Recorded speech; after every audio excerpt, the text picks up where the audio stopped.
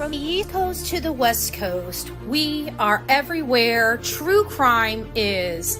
We are asking for the public's help. We are searching in the woods. We are doing what it takes here on the Bullhorn Betty channels to find answers to the most alarming cases we have been watching on the news. I can tell you personally that I have traveled this entire country seeking these answers and bringing that content right here to you here on the Bullhorn Betty channels and Bullhorn Betty Crime Stories. We are happy with the work that we've done. We brought many answers to the public, and we have defied mainstream media in our pursuit of the truth in these cases. We will continue to work. We will continue to fight for these victims, and we will continue to tell their stories here on my channels. Welcome to the Bullhorn Betty brand of channels and the Coffee Club. Thank you for your love. Thank you for your support. And more importantly, thank you for allowing me to bring these victims' stories to each and every one of you, advocating for each of these victims. God bless you. God bless America. And more importantly, God bless our victims.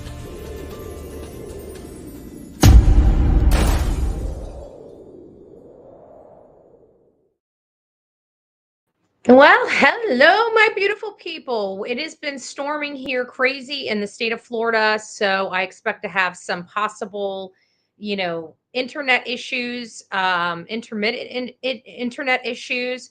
So just bear with me while I do this live. We're going to be covering some other cases, and I keep wondering because these two cases, the first two, kind of stick out to me. It feels like it's saying something. It's saying something. Every now and again, I go through I have a whole search level that I go through. Give me just a second. There's something going on here behind the scenes. Let me see what's going on here. Stream settings. Looks like everything on this end is working fine. It just seems everything seems excellent, but it's freezing up. I don't get it. So hopefully it's not freezing up on your end, but if it is, I apologize. We are having internet issues in the area, but I wanted to go over some of the must-have cases that have been kind of taking over the news a little bit. People Magazine or People on people.com really does have a lot of true crime stuff on there. And it's just been interesting because I am listening to these other cases, because when we look at other cases, could it lead to some answers that we may have in the cases that are current for us? And so when I was reading these, I'm like, this is, I'm always thinking of Sebastian Rogers in some of these, cases, which is sad. I wish we didn't have to look at it like that. Which reminds me, while I've got you guys in here, we have 163 people in here right now. Don't forget that Seth Rogers is doing a live. I'm going to be a panel guest with him, and I hope you guys make it over there. It's tonight on his channel at 10 p.m. Eastern Standard Time.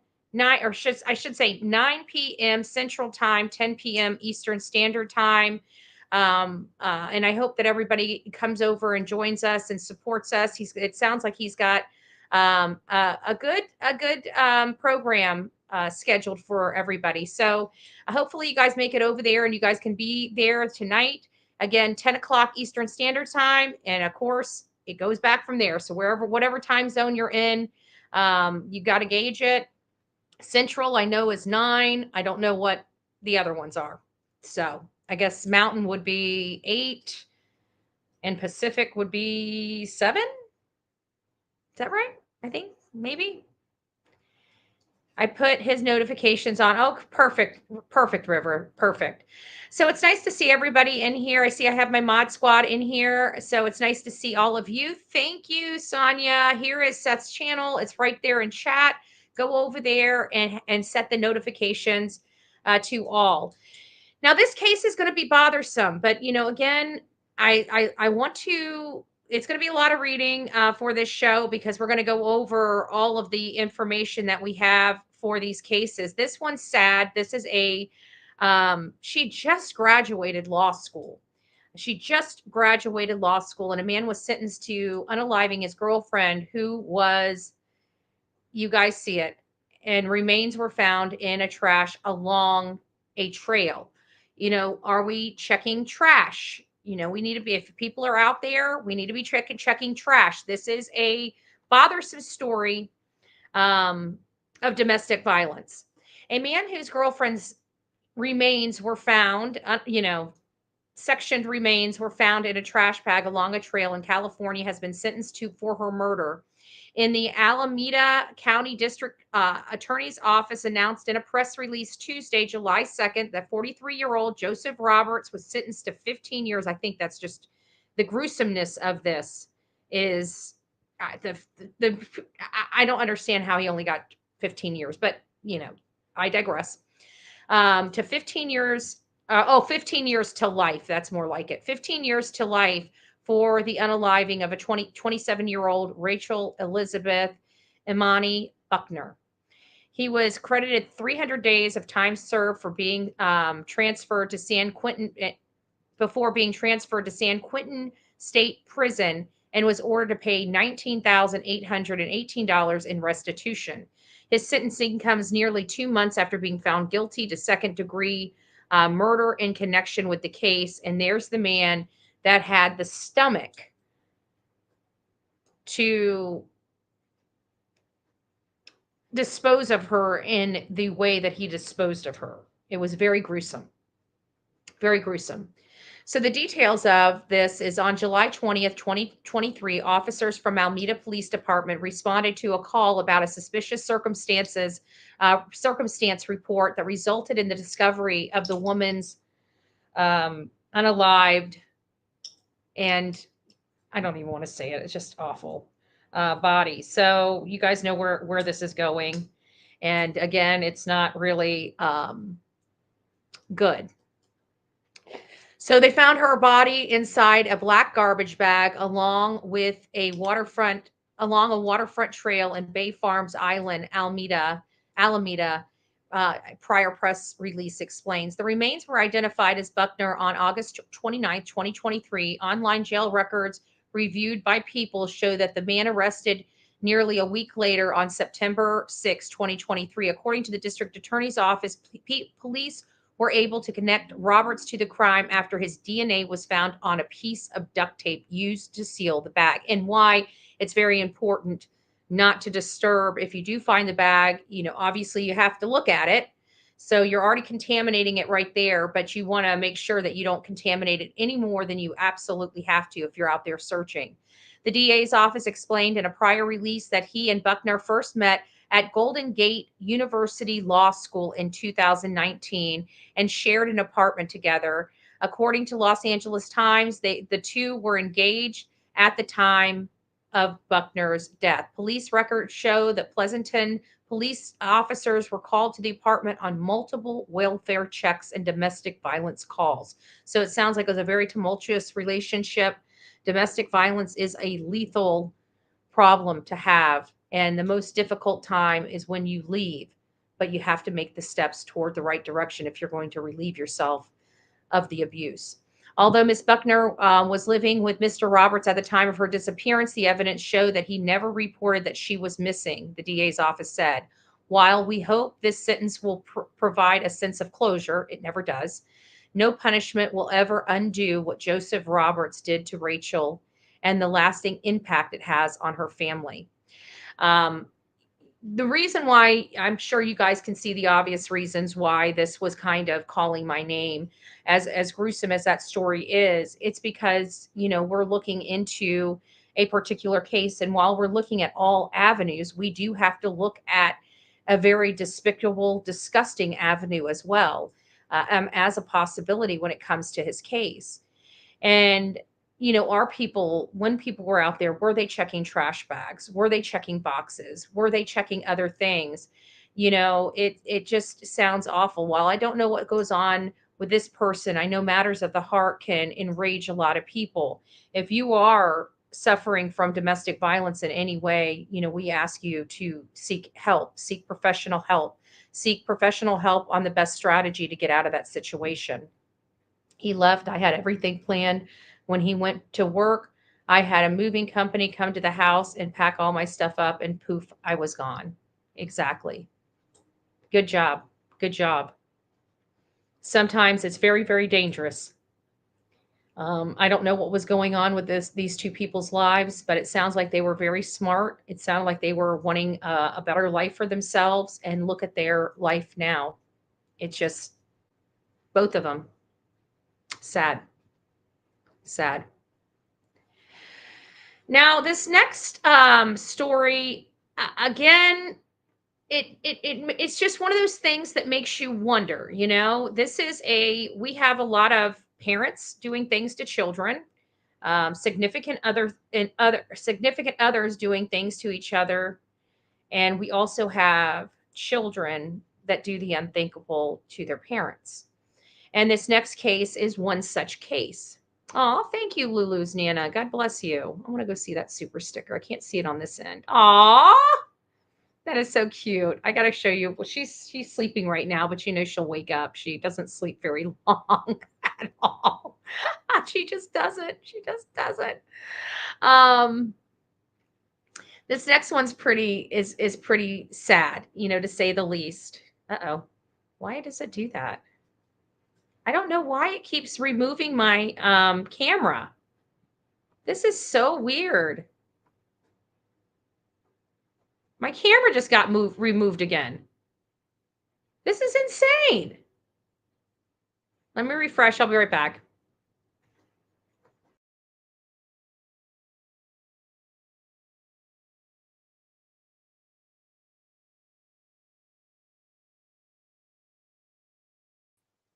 I'm telling you, I'm having tech issues and I don't know where they're coming from. They're just driving me nuts. And it's like I bought a new computer so the tech issues would go away, and now I'm having issues with the camera dropping on me in the middle of a live stream. I gotta love it. Gotta love it.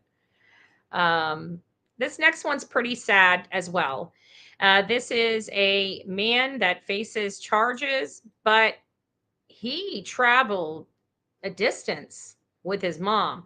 We're going to have to listen to a little commercial, and then we'll get into the video of this.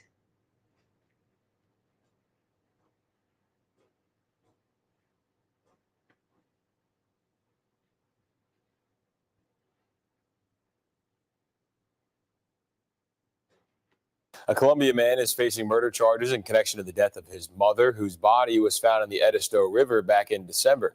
Terry Self Jr. is charged in the death of Barnwell native Regina Arroyo. Self was already being held on an unrelated charge and was charged on Monday with murder. And there you have it. Let me see if I can stop this before it plays anymore, but it's not going to. So I can hit pause. Sorry, guys, give me a second. I'm having tech issues on my end as well. There we go. So here's what it says. It says, Lexington County Sheriff's Office say Columbia man is accused in the murder in the death of his mother, Regina. According to the Sheriff's Office, Terry Lee Shelf Jr., 37, is charged with murder according to the arrest warrants. A canoer found the body of the suspect's mother in the Edisto River. You get it. There's two cases that I read back to back that's talking about water. And I'm sorry, sometimes I feel like those are little signs. And this is another one that I think we need to start, and I know people have said it, start looking at water. But Lexington Sheriff's Office, Jay Kuhn, detectives confirmed the suspect and his mother were at the suspect's home and left there together after an argument. There's the lady that was unalived, Regina. The evidence in this case indicates the suspect used a ligature and strangled Miss Arroyo. After he kills his mother, Shelf then dumped her body in the river and left, said Kuhn. Detectives have been working this case for 7 months, zeroing in on the person responsible for Regina's death. We hope to give her family members and loved ones some sense of closure. I don't know how this is a sense of closure. They lost two family members in reality. The sheriff's office said Shelf is being held in Richland County at Alvin S. Glenn Detention Center on an unrelated charge. Lexington County investigators charged him on Monday. Self was denied bond, but it doesn't really say. I'm hoping it says down here. When I was reading it, I pulled this one and I was hoping that it would give a little more details because it doesn't say what the motivation was in the other articles. In December, we sat down with Aurora's family following her death. She really had a big heart, the biggest heart. Um, Her daughter said, "We love you always. I'll see you later." That was always her thing. Regina had 5 children. Chrysler said Regina would always leave notes for them every time she would visit. She sounded like a great woman. Never thought that there would be this day where I was going to see her again. Excuse me, I never thought that there would be this day where I wasn't going to see her again, says Chrysler. The fact that she'll never hear her mother's voice or have another phone call with her is what hurts the most. I just miss her saying, "It's going to be okay right now. I don't know if you're going to be okay." Or I don't know if it's going to be okay, says Chrysler.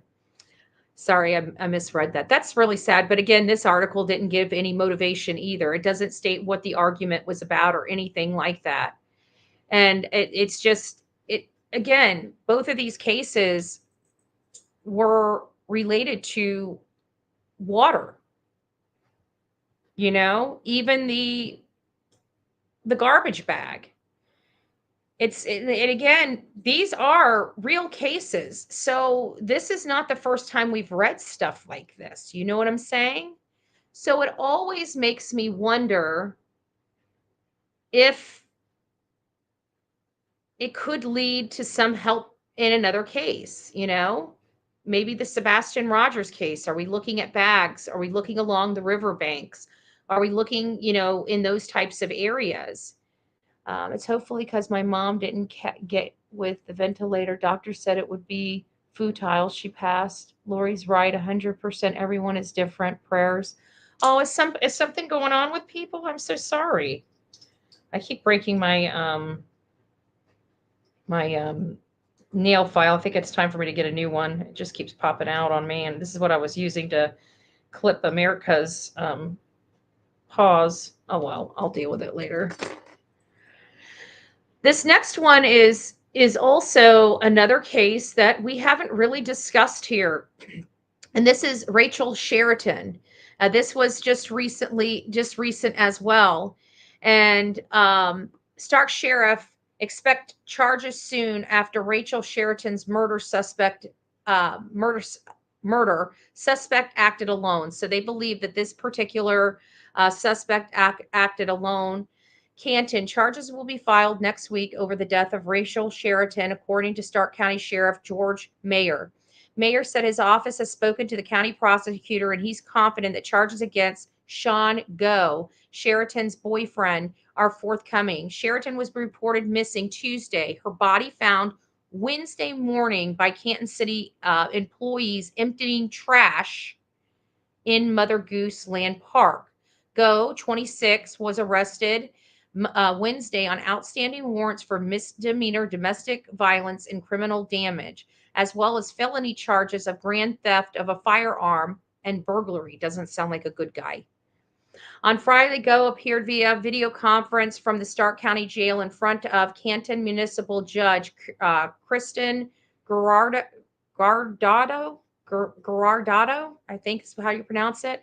His attorney, public defender Christopher Fisher, asked for a status hearing. Guardado set the status hearing for 10:30 July 10th. Go remains in jail on a $500,000 bond.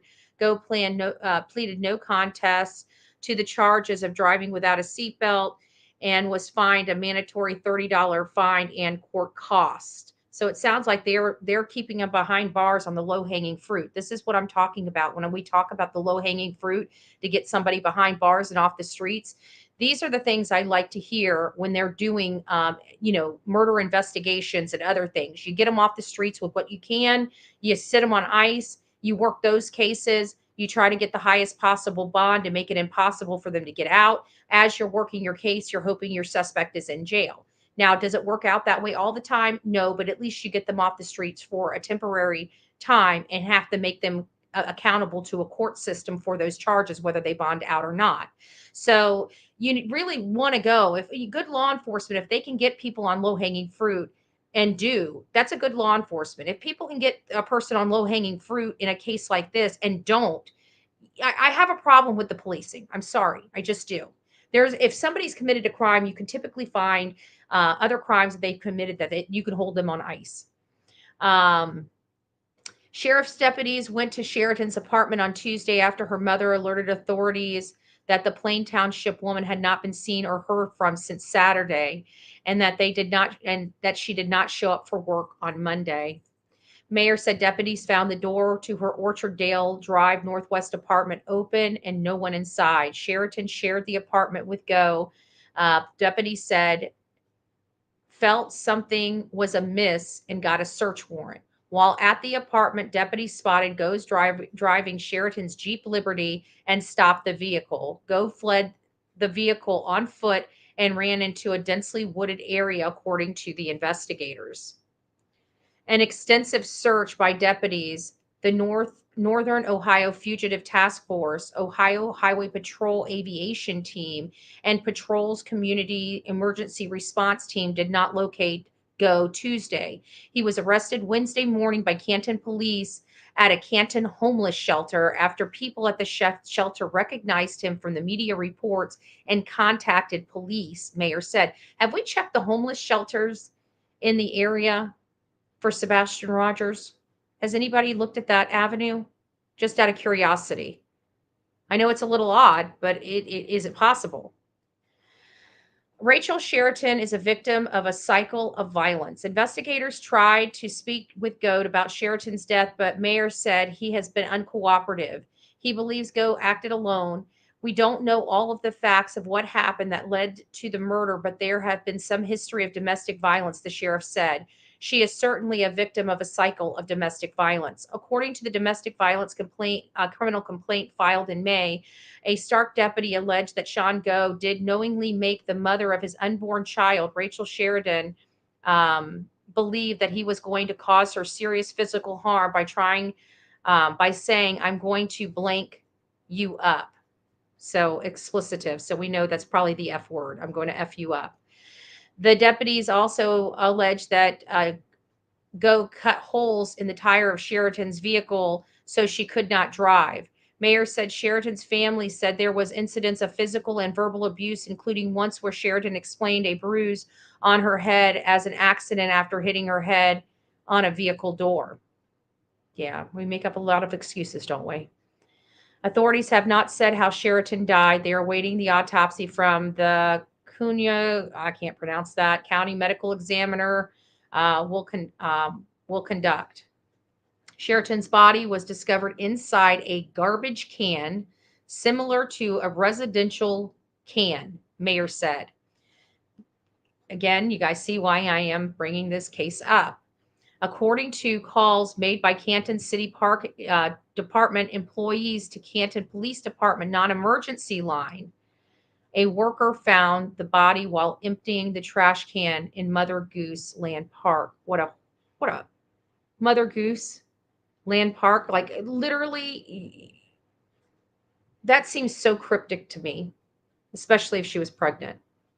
The caller said they began to dump the can and observed a leg. The body was found wrapped in plastic. We got Go and he is not going anywhere, the sheriff said. We have the time to make sure we know what happened. That's the low-hanging fruit. That low-hanging fruit buys law enforcement time.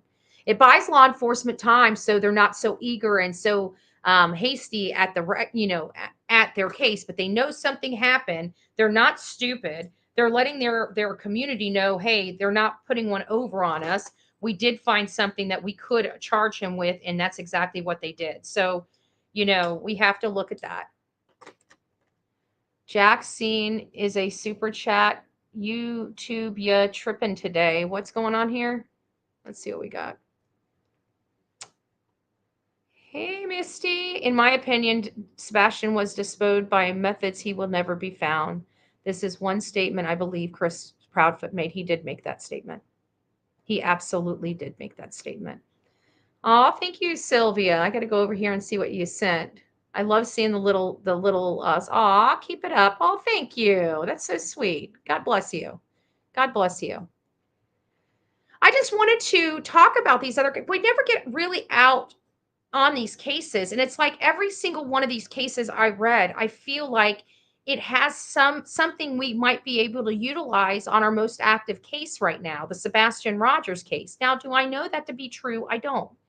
But we have to look at we have to expand our mind. We have to look outside the box. These are, horrible things. But, we even got to look, I mean, we got the idea of looking at homeless shelters. I haven't even brought that up in this case. I talked about autistic centers and churches. And now we have another avenue to look at the homeless shelters, not just the homeless shelters here, the homeless shelters in Gallatin, the homeless shelters in Memphis, the homeless shelters from there to Memphis, the homeless shelters within the 4-hour radius that we're setting up for this area, because we got to track where Chris may have been. And so it's just, there's a lot here that we have to look at, because this is not an uncommon case.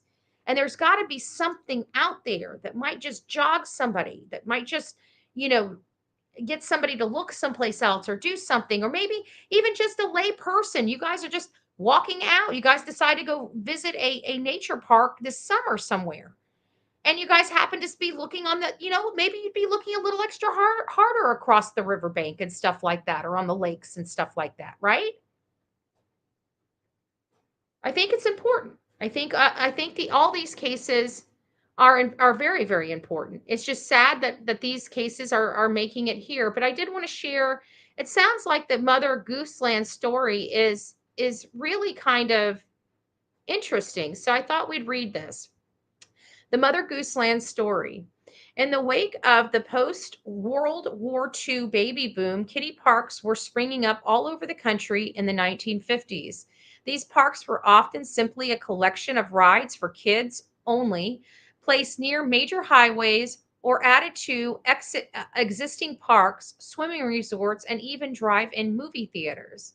The introduction of Disneyland in 1955 challenged the way amusement parks had been designed up to that time, and park owners were quickly to adopt the trend of creating more inviting atmosphere. Of course, children were nothing new at the lagoon, and a few small rides. I'm hoping this is the same Mother Goose. Maybe is this the Mother Goose story? Hold on. Let me make sure that this is the Mother Goose land that they were referring to. Maybe this is not the Mother Goose land that they were referring to. Maybe it is. I can't tell. Sounds like an interesting story, though, but here's one in Canton, Ohio. Let me see if this is the same one, the Lagoon Project. We'll see.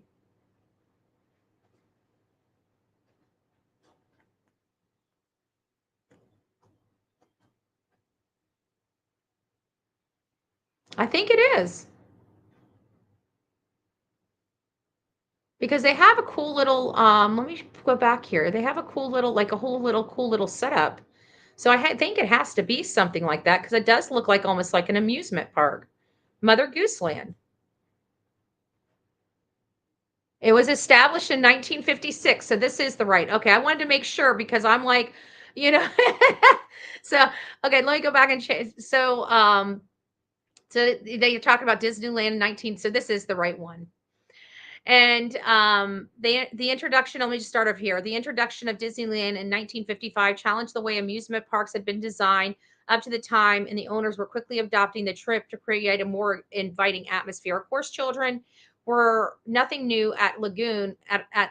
Children were nothing new at Lagoon. A few small rides were available to them to ride since the park's early years. In the 1920s, free playgrounds was added with swings, teeter-totter slides, and even small wading pools. More children rides were added around the late 40s and early 50s, such as baby boats and autos. So it's kind of a little cute little place. It's so sad that he would desecrate it like that. You know? It's just sad. It's a sad story. Oh, hey, Hugs Dealer. It's nice to see you. And everybody else that's come in since then, I just want to say hi. We're just covering some other cases. Oh, I didn't even have that up. Good gracious. Here, let me show you. It's kind of cute. I mean, it's old, but it seemed like it was really, really cute. You know? Humpty Dumpty sat on a wall. Humpty Dumpty had a great fall. Look at that. That would have been interesting because, there wasn't a whole lot out there. There wasn't a whole lot to do. I mean, people, that's why there was so much music in the 1950s and 60s. There was nothing to do. You had to find things to do. So I just wanted you guys to watch this. We're going to have to listen to a little, a little advertisement, and then we'll get into a different story, which is going to be bothersome and why I said what I said earlier today.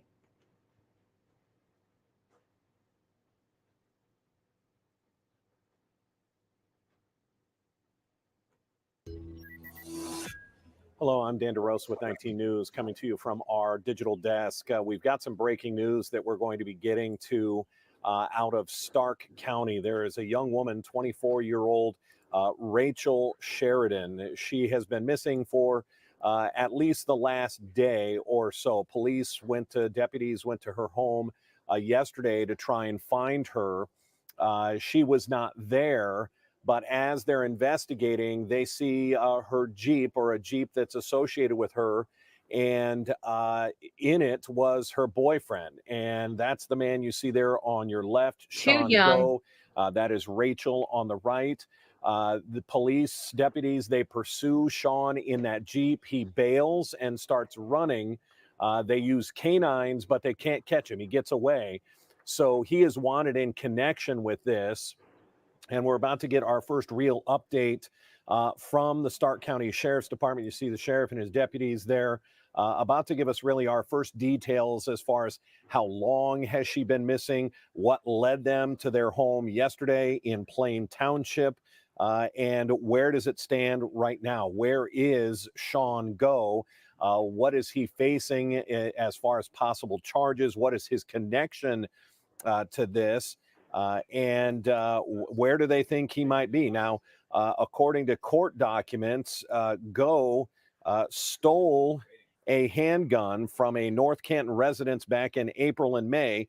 He then physically threatened Rachel Sheridan and slashed her tires. Deputies have been asking anyone with information in this case, either the whereabouts of Rachel Sheridan or if you know where Sean Go is, to contact them. They're using the Sheriff's Department's phone number at 330-43. And that was before, let me see if we can get the press conference. In which Rachel Sheridan was reported missing by her mother, Lisa. Deputies responded to the residence at the 4100 block of Orcharddale Drive Northwest in Plain Township for a welfare check and found the apartment to be empty with the door open. Deputy discovered areas of apparently of the apartment to be suspicious and proceeded to obtain a search warrant of the residence in connection with the disappearance of Rachel Sheridan. While waiting on that search warrant to be executed, deputies observed a vehicle in the area of 38th Street and Guilford Northwest that they believe belonged to our missing person. Deputies immediately initiated a traffic stop and determined the driver to be the live-in boyfriend of Rachel Sheridan, Sean Go. Sean has active warrants for burglary, grand theft of a firearm, and misdemeanor charges of domestic violence, which involved our victim. Sean Go fled on foot after exiting the vehicle and was pursued by deputies. A canine was also deployed to the scene in an effort to locate Go, but deputies were unable to locate him, which was in a dense wooded area. For some updates, extensive search efforts were deployed throughout the night with the assistance of the Northern Ohio Violent Fugitive Task Force, the Ohio State Highway Patrol Aviation, and the Ohio State Highway Patrol CERT team members.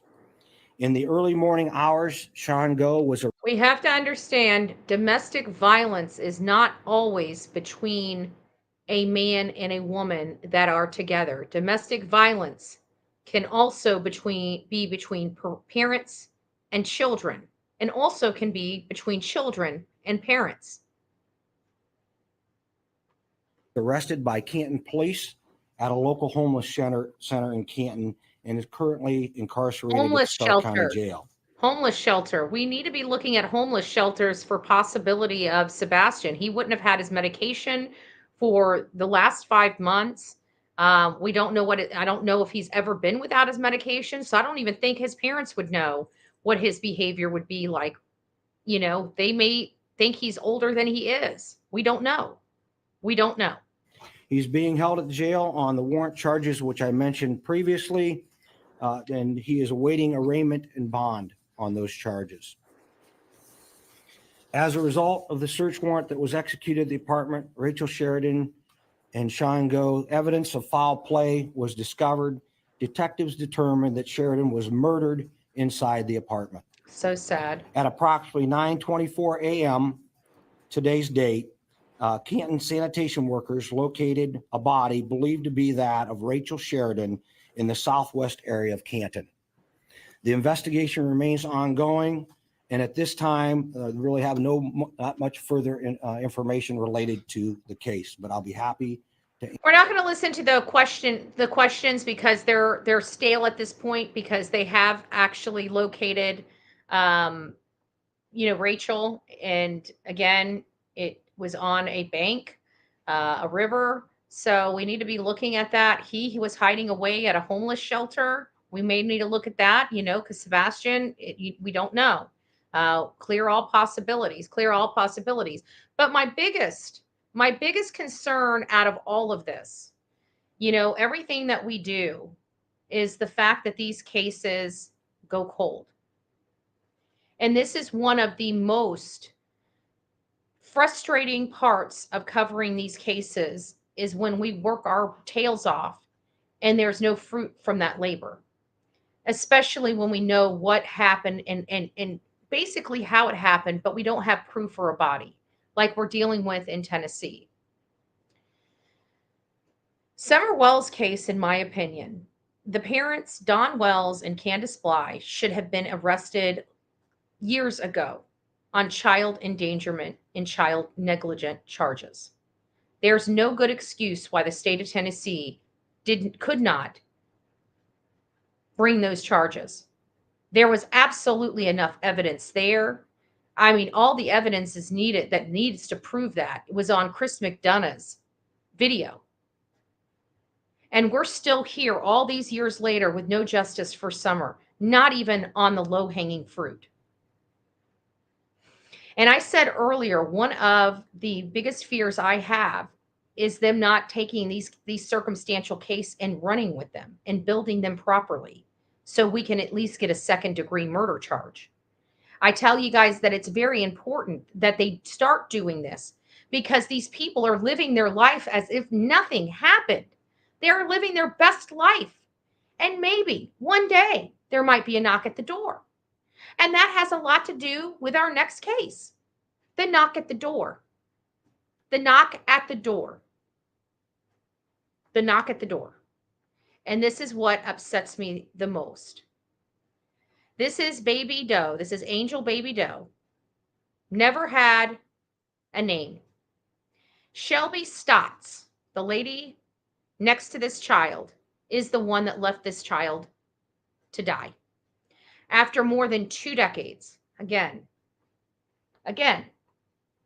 you just seen the second degree, 15 to life. 15 to life. And this woman has already lived over 20 years being able to act as if nothing ever happened, and she was able to live her best life ever for 2 solid decades. More than 2 solid decades. After more than 2 decades, authorities in Texas have made an arrest in a cold case death of a newborn baby girl who was found wrapped in a jacket along a roadside. with her umbilical cord still attached. On July 1st, Attorney General Ken Paxton announced in a press release that Shelby Stotts had been indicted on a second-degree manslaughter charge after DNA testing identified her as the baby's mother. Authorities allege that Stotts abandoned the newborn baby, dubbed Angel Baby Doe, in November 2001. So that was 23 years ago, almost 23 years ago, in a ditch on a roadside south of Fort Worth. In a ditch. Spits the baby out, wraps the baby in a jacket, and just throws it in a ditch. What if there was a rain and that ditch filled up with water? She didn't care. She allegedly failed to seek prompt medical care after giving birth and failed to clamp the baby's umbilical cord, which caused the baby to bleed to death. According to the Facebook post from Johnson County Sheriff's Office, a local resident was picking up cans on the side of the road when he found a lifeless infant wrapped in a jacket with their umbilical cord still attached. Investigators believe the baby girl was born alive, likely outside of a medical facility, and had only recently died before being discovered, per the post. Due to the circumstances surrounding Angel Baby Doe's death, investigators deem the child's death as a result of foul play, the sheriff's office said in a July 2nd post. Johnson County Sheriff's Office worked tirelessly more than 2 decades to identify Angel Baby Doe. In June 2021, the Johnson County Sheriff's Office said that it had submitted evidence to DNA testing labs in Orthram in the Houston area in the hopes that it could identify the newborns, per the post. Orthram scientists used forensic genome sequencing to develop the baby's DNA profile, which they used to perform genetic genealogy research, eventually identifying Stotts as the baby's mother, the release said. That genetic genealogy testing has really helped law enforcement out significantly. Additional evidence suggests that the child was alive and breathing at the time of her birth, and Stotts is responsible for abandoning the child. According to the Attorney General's office, Stotts will be prosecuted in Johnson County under the laws that were in effect in 2001. Many people don't realize that whenever you charge a case, if the crime happened in a specific year, say laws have changed, say that anybody that abandons a child is now executed, right? Or a DP'd, or has those factors, right? Those would not apply if they were not in effect in the year of the crime. So they actually have to try this case on 2001 law.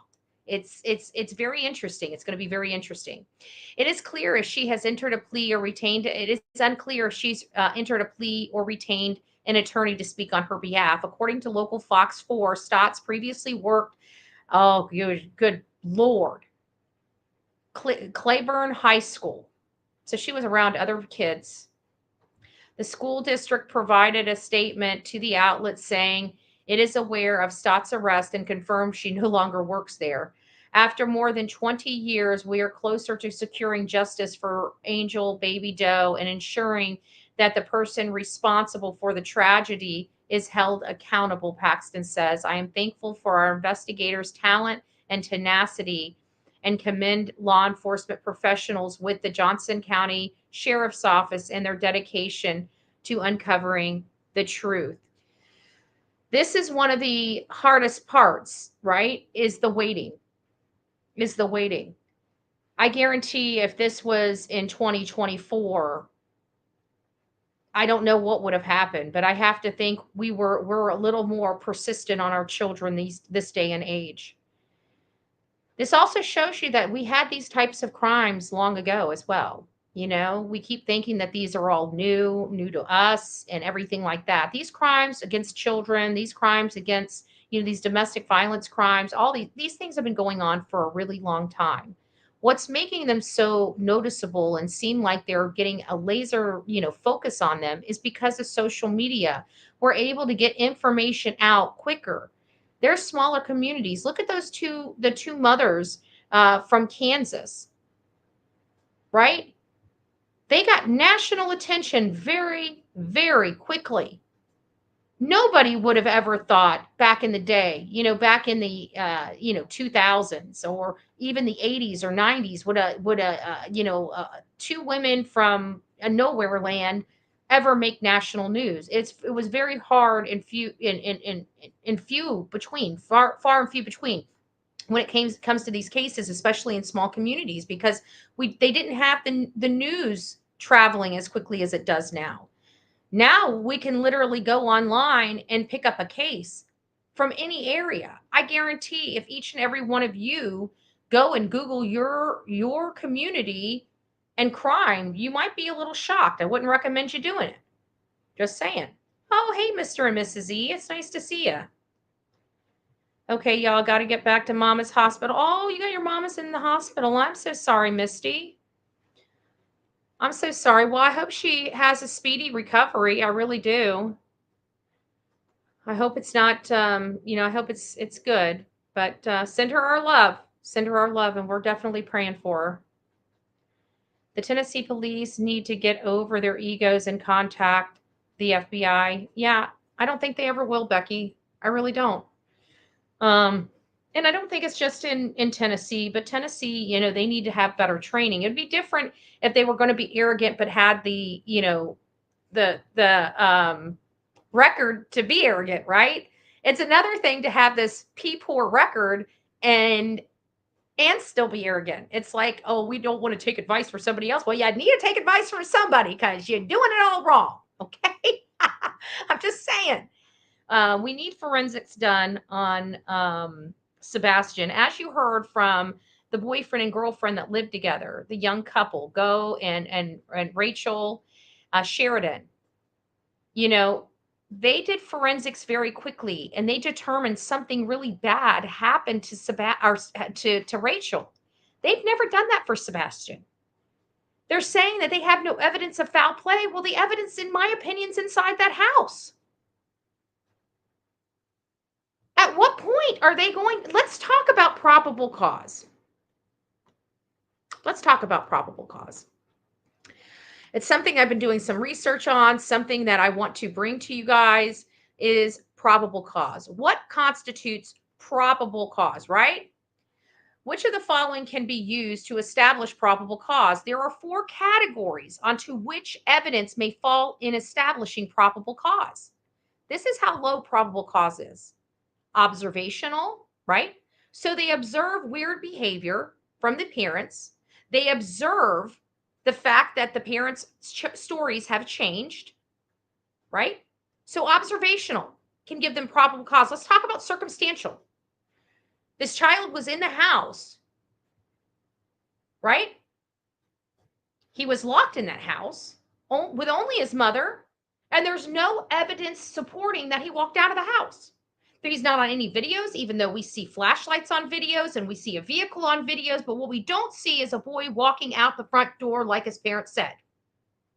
So now we have circumstantial evidence that he did not walk out the home. Expertise. Let's talk about the expertise aspect of this. The expertise aspect of it would be those reenactors, right? We keep wanting to know why state troopers are involved. They have some of the best programs in reconstruction of crime scenes. And I truly believe that's why they were called in, is on that expertise that they have, because they have to reconstruct a lot of crash sites. And they can utilize distancing. They can utilize height and weight measurements. They can utilize a lot of stuff that they have. Now, is that why the state troopers were involved? I don't know.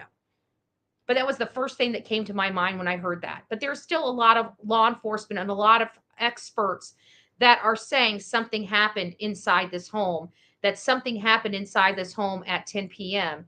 And information. What information do they have? They have information that there was a light phenomenon inside that home and a light phenomenon outside that home, and another light going back to that home whenever everything calmed down. So I think we're hitting this. These include, they have 4 categories. It doesn't mean that they need to have all 4 categories to establish probable cause. But here we do. So if we have observational, circumstantial, we have the experts, and we have the information, why do we have no forensic testing? It's very, very, very problematic for me. What is the burden of proof for probable cause? Probable cause, 51% truth or higher is required that a crime was committed by a specific person. Arrest and or grand jury indictments of that person. That's probable cause to indict. They need 51. We're not there yet. We're not there yet. What information can probable cause not be established? Police must establish probable cause on direct facts. It cannot base it on a hunch. There is no hunch. Remember, we just talked about observational. We talked about what was the observation, circumstantial, expertise, and information. Nothing that I said was based on a hunch. The evidence requires to show probable cause is less than a preponderance of evidence, which is the standard used to prove most civil cases in court, which means we only have to prove, again, 51% that it is probable that it happened. A much lower standard in a civil case than in a criminal case. How to establish probable cause? Simply put, a judge typically determines probable cause by examining the facts presented in an officer's warrant application affidavit. For instance, if police suspect stolen items are housed, so they just suspect, police suspect that stolen items are housed in a particular residence, they must prove supporting evidence to justify the search warrant. Here, this boy was inside a locked house and there's no evidence that he left. That will be enough supporting evidence to at least get probable cause for his room. And so now that we're here and we're seeing that's not the case, we have no forensics, I'm looking at it saying, how can we not have forensics for this boy's room at minimum? At minimum. Probable cause is there all day long, y'all. So for this not to have taken place yet, there's got to be a pretty damn good reason, or somebody is going out of their way not to do it.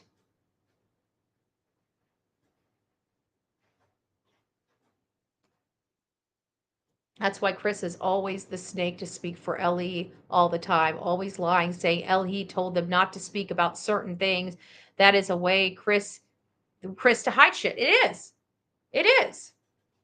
It absolutely is. He doesn't want to tell, and he knows that law enforcement ain't talking. He's smart like that. He knows he can lie to us all day long. But at some point, law enforcement is probably going to get sick and tired of it, creating a circus, and start speaking up themselves. But we have a lot of problems that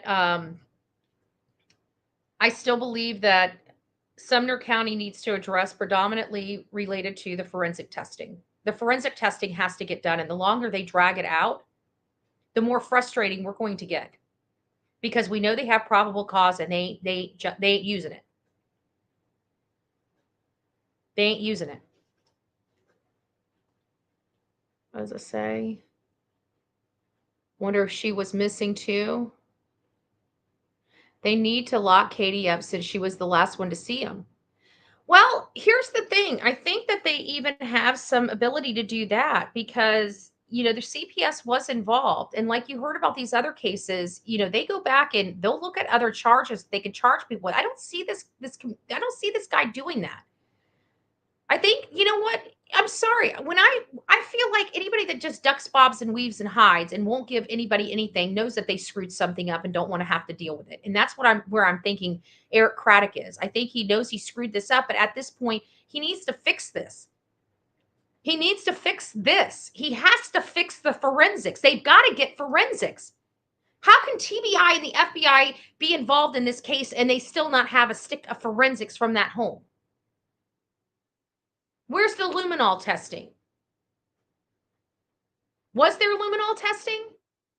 I don't think there was, because in order for them to do that, they have to tape up the windows. And I've never seen that house taped up. And I know people have reached out to Nick Barris to ask about that, but it doesn't sound like he's asked Eric Craddock. Or Eric Craddock has asked him not to, that he can't answer it and doesn't want it in a, I don't know. But maybe we need to start asking Nick Barris to ask law enforcement why they haven't done the forensics in that house yet with all the probable cause that they have. Because I want to hear Eric Craddock say he does not have probable cause. And I'll be happy to go down there and bring him a stack of probable cause for him to use if he needs it. I'm just saying. Maybe I need to bring him the National Center for Missing and Exploited Children directive there to his put it on his desk as well, because it seems to me he might need a little refresher course in that. I'm not trying to be disrespectful, but you know what? He's top brass. We got a problem here. There's no forensics done. So if anybody's going to have to, deal with that, it should be the deputy chief, the one that's directing this. Or the state attorney. Who's the one not pulling the proper search warrants? It seems like the search warrants would be coming from law enforcement, not the state attorney. That's why I'm looking at the law enforcement. Sonia, yes, they never did because CP and KP used the excuse of a runaway instead. But it doesn't matter, 5D, because listen to this. According to the directive, the best practices and procedures given out by the National Center of Missing and Exploited Children specifically states whether or not this is a runaway, whether or not, if anything, the house, the bedroom is to be treated as a crime scene.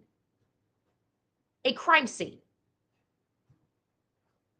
So if they lost critical time, it's because they failed to follow the National Center of Missing and Exploited Children directive. That's why. And TBI was involved and they knew better.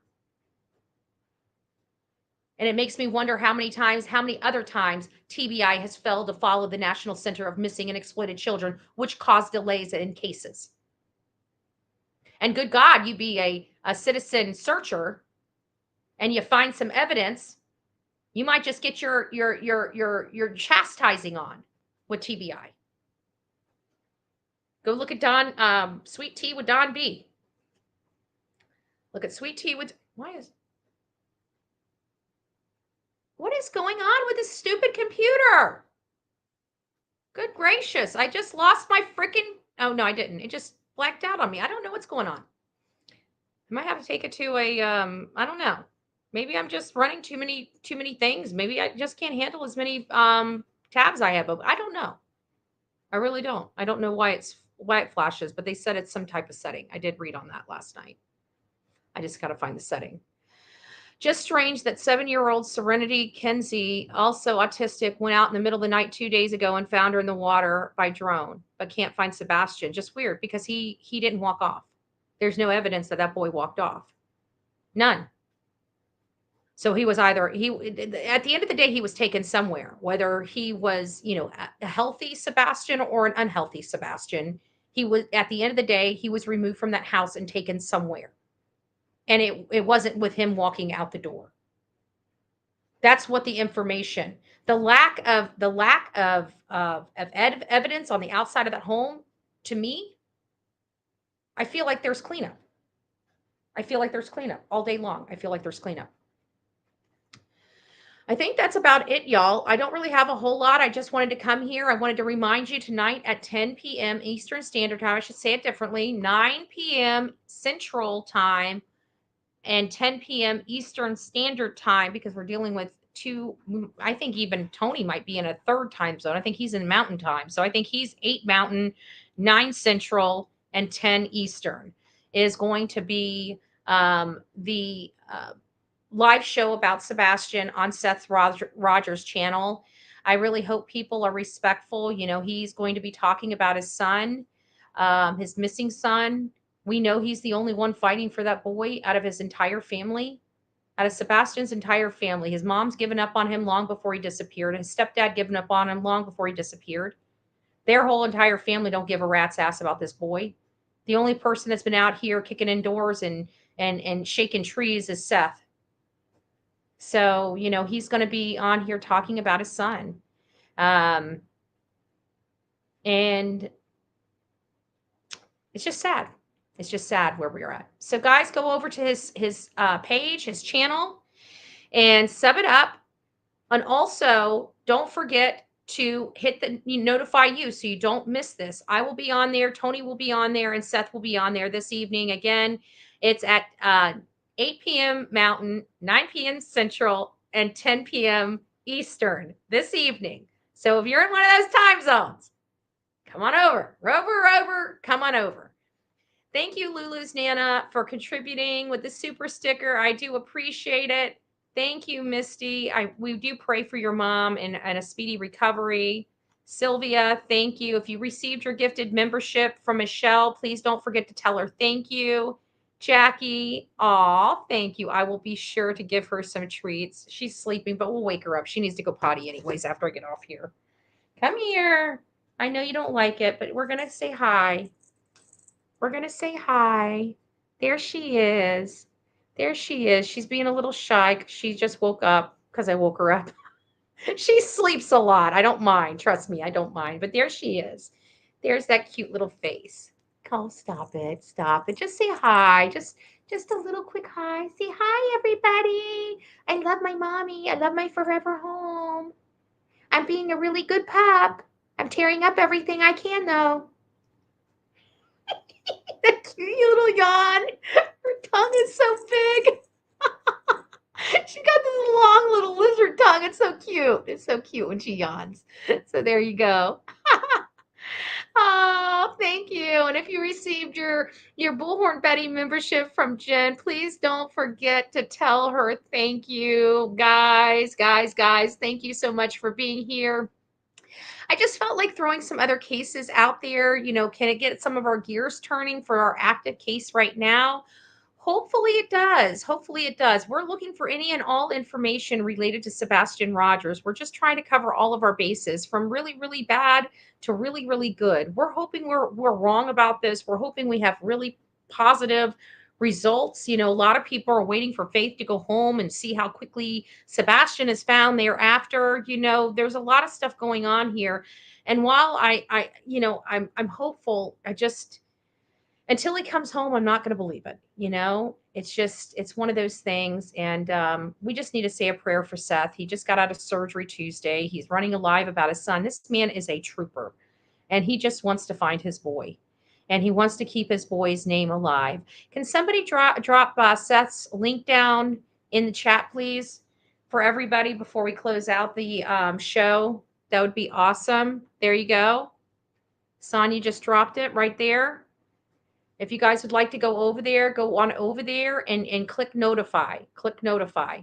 Now, this is going to be Seth's first live broadcast. We're hoping that it's run without a hitch, but you never know with the live broadcast. This is going to be his first time kind of taking the wheel, and hopefully everything is run smoothly. But if we do have some technical issues, just bear with us. There will be, we'll get it through it as quickly as possible. I think you guys will really enjoy this. When is Seth streaming? Sure. Priscilla, he will be streaming 9 p.m. tonight, Central Time, or in my time zone, it's 10 p.m. Eastern Time. So my time zone and Seth's time zone is a little different. So it's 9 his time, 10 my time. I'm proud of him too. But it's a fight of a father, I mean, we have to understand that this man, he doesn't know what happened to his son. And all he's seeing is his ex not help and him wondering what the F, the man's terrified. There's no other explanation. I mean, he's absolutely terrified. He's going to show a brave face, but I can tell you that man is terrified. It's been 5 months. It's hard to hold on to hope. So we need to encourage this man to keep fighting and to keep holding on to that hope. that he'll be reunited with his son. So it's just, I don't know how to explain it other than that. The man is broken. He's been fighting for his son since his son went missing. He was the only one outside of the house. He was the only one looking. He was the only one at the command center. He was the only one shaking trees. He was the only one pushing back against law enforcement when he didn't think law enforcement was doing enough.